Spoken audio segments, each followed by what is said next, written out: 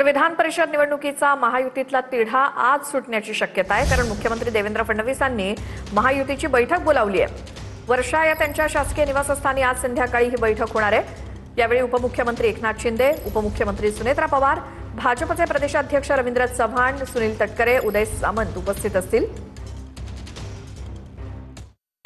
विधान परिषद निवडणुकीवरून महायुतीमध्ये असलेला जागेचा तिढा आज सुटण्याची शक्यता आहे, कारण मुख्यमंत्री फडणवीसांनी महायुतीची बैठक बोलावली आहे। फडणवीसांच्या वर्षा निवासस्थानी आज संध्याकाळी बैठक पार पडेल। या बैठकीत फडणवीस, उपमुख्यमंत्री शिंदे, सुनेत्रा पवारांशी चर्चा करतील। या बैठकीला रवींद्र चव्हाण, सुनील तटकरे आणि उदय सामंत हे देखील उपस्थित असतील। पुण्यावरून भाजप, राष्ट्रवादी, तर नाशिक आणि छत्रपती संभाजीनगरवरून शिवसेना भाजपमध्ये रस्सीखेच असल्याची माहिती आहे। साधारणपणे शिवसेनेसोबत नाशिक आणि संभाजीनगर या दोन जागांवर आमची चर्चा चाललेली आहे।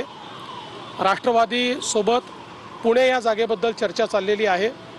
आम्ही एकत्रित बसून यातनं मार्ग काढू। अजून मार्ग निघाला नाही, पण मला विश्वास आहे की मार्ग निघेल। विधान परिषदेची जागा सुटावी म्हणून महायुतीमधील नेत्यांकडून प्रयत्न सुरू आहेत।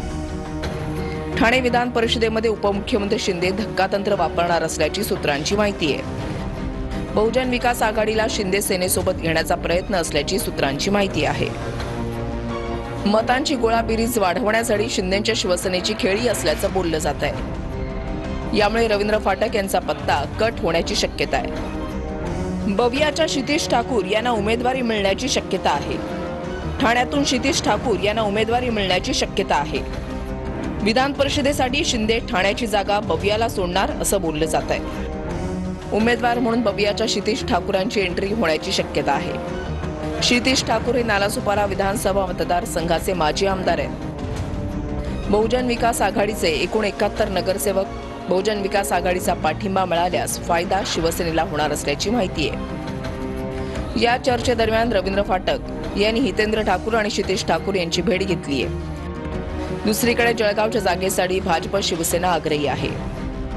वसई विरारमध्ये आप्पांचा नक्की राजकीय वर्चस्व आहे, आपल्याला कोणालाही नाकारता येणार नाही। मग क्षितिजचे असतील, आप्पा असतील, त्यांची बहुजन विकास आघाडी असेल आणि जर रवी फाटकांनी जर त्यांची भेट घेतली असेल तर चांगलं आहे ना। तुम्ही त्याच्यामध्ये का म्हणजे मी आता जे बघितलं आज सकाळी त्याच्यामध्ये असं म्हटलं की बहुजन विकास आघाडी काहीतरी शिवसेनेमध्ये विलीन होणार आहे। हे आमच्या दृष्टीचे फार मोठे विषय आहेत आणि याच्यावर सन्माननीय एकनाथ शिंदे साहेबच बोलू शकतात। जळगाव विधान परिषदेवरून भाजप शिंदे सेनेच्या वेगवेगळ्या भूमिका आहेत। शिवसेना आमदारांच्या बैठकीत निवडणूक स्वबळावर लढण्यावर एकमत झालंय। मैत्रीपूर्ण लढतीसाठी मात्र भाजपचा स्पष्ट नकार आहे।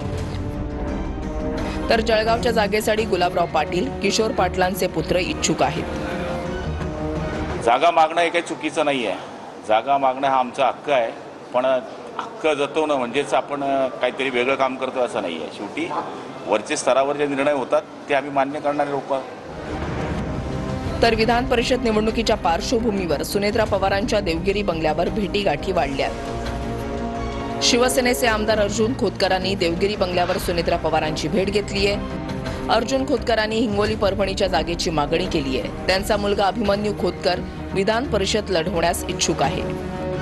तर सक्षणा सलगर यांनीही देवगिरीवर सुनेत्रा पवारांची भेट घेतली आहे। आज कॅबिनेटचा दिवस आहे आणि मतदारसंघातले कामं जे असतात ते कामं मार्गी लावण्याच्या संदर्भामध्ये माझा एक तालुका क्रीडा संकुलाचा प्रश्न होता आणि अल्पसंख्याकच्या निधीच्या बाबतीतचा प्रश्न होता। या दोन्ही प्रश्नाला घेऊन मी ताईंना भेटलेलो आहे आणि तसे आमचे पारिवारिक संबंध आहेत, भेटी कायम